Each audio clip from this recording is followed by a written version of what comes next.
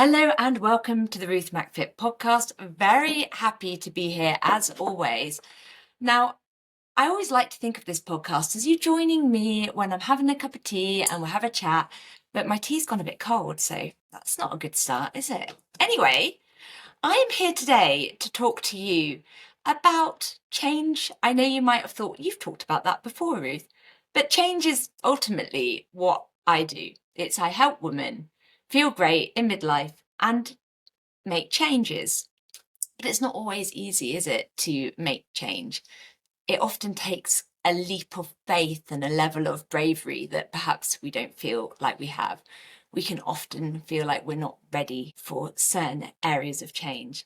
And this is something I've had to develop over time, and it's that introspection, stopping to ask myself, why am I hesitating? What mindset is holding me back? I'd love to say that this is something I've always had, but I really haven't.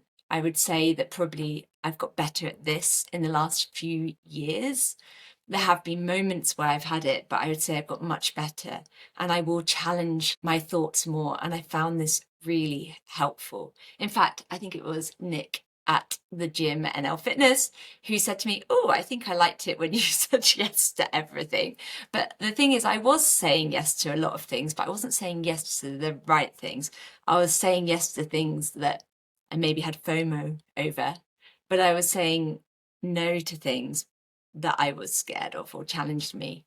And I think I can look back and see where those thought processes were more now in hindsight, but you can learn, right? There is no failure, only feedback.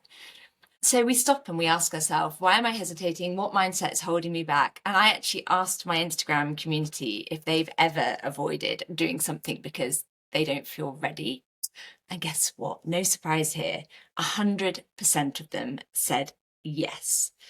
So I messaged a few and were like, would you mind sharing what it is that you're fearful of doing? And one of them stuck out for obvious reasons. I'll read it to you in a minute. And I want to chat to you a little bit more about that now. And that's kind of the basis of this podcast. She wrote me a message. Let me read it to you. She said, I'm wanting to join Ruth Mac Fit, but I don't feel fit or strong enough, which I know sounds silly, but it's where my brain is going. So I don't think this is silly at all. In fact, I completely understand because I have been there myself. So today I want to dig into why this fear exists, why it's often worse when you've been fit and strong before, and how to move forward. I did go back to her and I did ask her why it was that she felt that she wasn't strong enough to start. And she actually did reply to me saying that she had been much stronger in the past. She used to love exercising. And then a few years ago, she got a new job, which was quite exhausting. And her exercise stopped with that. And then she got hit by perimenopause symptoms and she's been tired all the time. I think a lot of us will be able to relate to that feeling. It's that feeling of, I should be able to do this. And that's frustrating. When I was recovering from having rheumatic fever, which was many years ago, I wasn't going through perimenopause. I had two young boys. What were they? 2 and 4, I want to say. That sounds about right. Yeah, 2 and 4. And I had real fears about going back into any training. Before getting ill, I'd been running quite regularly. I was pretty scared of making myself worse again. I was still suffering from joint pain. So I'd had a couple of weeks of bed rest, and that was like actual bed rest. And then in theory, I could start building up and doing things again. But I still had this joint pain and I was worried about that. I was also really tired. And I think I was worried that exercise would make me more tired. But on reflection, I think a lot of this also came down to that I was holding myself against my past fitness levels and feeling like, well, if I'm not there, if I can't do that, what can I do? I can't do anything. I was going to have to face up to the fact that I'd lost this fitness.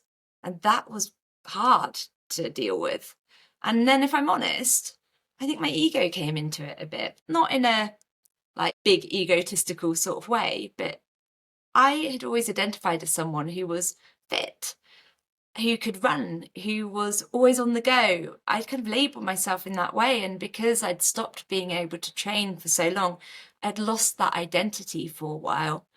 And probably I didn't want people to see what I'd become, that I wasn't actually as fit. It's almost like by not doing it, they didn't have to see it, they didn't have to know. And research actually backs up all these feelings. Who knew? They could have done a study on me. So there's a study called Self-Discrepancy and Emotional Responses to Exercise. Ooh, sounds fancy. The study found that when people compare their current self to their ideal self, the version of themselves that's strong, lean, fit, and that can be you holding yourself against a future ideal, but it can also be the you of the past. You know, we can be trying to get back to what we were, but this has been shown to cause emotional distress and exercise avoidance. So we really do need to let go of that ideal, really. Essentially, the bigger gap we perceive between where we are now and where we used to be, the more likely we are to start putting off starting again. And that is what I did. I wasn't just scared of starting, I was scared of starting and failing, because failing meant acknowledging how much strength and fitness I'd lost. That period of time was definitely one of the hardest things I've done. I don't want to say it was worse than childbirth, because childbirth was bloody hard, but that lasted for no more than a day. Well, no, probably more than a day if we go on. Yeah. But it didn't last 6 months, right? So it was a really hard period of time. It wasn't just a physical recovery, but it was a mental recovery as well. I was dealing with that fear of making things worse, that loss of identity, and that comparing myself to my past. Instead of accepting where I was constantly measuring myself against what I used to do. And actually, I did this recently. I had a message from a friend asking me what I can run 5K in. And I was like, oh, I haven't actually done a timed 5K for years. And I kind of made a guess. I was like, probably around this. And I thought I was being realistic. I probably maybe could do it a bit quicker, but you don't like to over egg it. And then she said what she used to be able to do. And I was like, yeah, I used to be able to do that. And then I had to check in with myself and go, it doesn't matter, because I'm not running in the same way now. That's not my main focus. It doesn't matter that I used to be quicker than I am now. So you do have to check in with yourself. I'm also comparing myself to a version of me 10 years ago, or more than that now, 12 years ago, where I was able to run quicker. I've spoken in the past about labeling ourselves as someone that's disorganized, but I think I'd label myself as being the fit friend. And they hadn't necessarily labeled me as that, but I'm sorry. I'd taken that role. They've supported me. My friends were brilliant during that time, but it was still hard to not be that friend anymore. I definitely didn't like people feeling sorry for me, and I didn't want to be that ill friend. I didn't like that identity at all. And there's another study that I want to share with you, which explains why fear of pain can stop us from exercising, even when movement would actually help. I see this all the time, and I get it, because also I've experienced it within that time frame and since. So the studies, the fear avoidance model of pain and exercise, there is a cycle that we get into. We fear pain or discomfort. We avoid movement to prevent it. Our body weakens, and this avoidance then reinforces the fear, making it harder to start again. We get into this cycle. There's a saying that you don't get old and then immobile. You become immobile and then get old. That's how it feels. The less we move, the more sedentary we get, the weaker our muscles get, and it makes it harder then. It really is a hard cycle to break, but you can break it, and I'll go into that in a moment. For me, it was saying, if I train, if I go running, I'm going to make things worse. I'm going to feel more tired. It's going to hurt more. It's very hard to know. And I still struggle with this, because since that time, all those years ago, one area that I still get pain in is my SI joint, which is in your pelvis. Often people that have had children can suffer with a bit of SI joint dysfunction. And it got worse again the other day. It tends to flare up if I'm a bit tired or under the weather or something's going on there. But it flared up the other day. And I could tell that jumping and so on wasn't helping it. But I wanted to go running, but I was worried that running would make it worse. And then I'm going back to, am I just not wanting to go running? Or is this legitimate? I need to rest a moment. And these are weird battles that we have with ourselves, right? Anyway, I did rest last week. Then I had that conversation again yesterday. Is it going to make me worse? And guess what? I thought, I don't need to just do nothing because I might make it worse. Instead, I put on my running shoes. I actually asked my husband, who doesn't run, if he wanted to come for a run with me. And I was honest. I told him that I was taking him running with me because I wanted him to slow me down to make sure that I didn't go off too quickly, because I thought there was a chance that then things would feel quite hard. I wanted to kind of warm up into it. So we did about 1.5 miles together at a really steady pace, and we walked a bit occasionally. And I was like, actually, this isn't making my back worse. I feel okay. I've nicely warmed up into it. So then when we got to the end of the first trail and he was turning around to head home, I carried on, and I did in total like 4.25 miles. And I did it at a steady pace. I did it at what I could manage. And that gave me a bit of a confidence boost. I actually managed to do more than I thought perhaps I would. So I'm learning to trust my thought process. I'm learning not to think all or nothing. If I can't go out and do this, I won't do anything. But, we often have to have these conversations with ourselves. I also think that people often think that they're starting over when they're not. And I say that in the nicest possible way, but you start training, you do a bit, you get ill or injured or something happens, and then you feel like you're starting again, but you're not starting again because you've trained before. You have some muscle memory. If you've done strength training before, your body remembers how to be strong. It's actually easier for people that have been strong in the past to get strong again. You've already got a great deal of knowledge. You know how to train. Your body knows how to go through those movement patterns. It might feel harder, but you still have that knowledge there. You've got experience. You understand how progress works. You understand that it can take time. And muscle memory is a real thing. There's various studies on this, but research has found that people who trained before regain strength much faster than beginners. So it might feel that you've lost everything, but your body will adapt quicker than you think. Part of the battle here is making sure you start in a way that feels doable. If I'd gone out yesterday and tried to peg it off at a pace that was probably too quick for my current aches and niggles, I would have come back feeling like I'm not ready to do this yet. But giving myself permission to go slow, to walk, and to make myself go slower with the help of my husband, poor man, I came back feeling like I'd had a win, a confidence boost. And my aim for running is always to go out and come back feeling better than I went out. But that can feel hard when you can't even do what you could do last week, These experiences that I've had, and because I know that they can be real, that's why I designed Ruth Mac Fit the way I did. I know what it feels like to be exhausted. I know what it feels like to have lost fitness. I know what it feels like to feel bombarded with conflicting fitness advice. So I'm not going to be giving you extreme plans because that isn't sustainable. And what we can manage is going to vary, as I've said before, from day to day.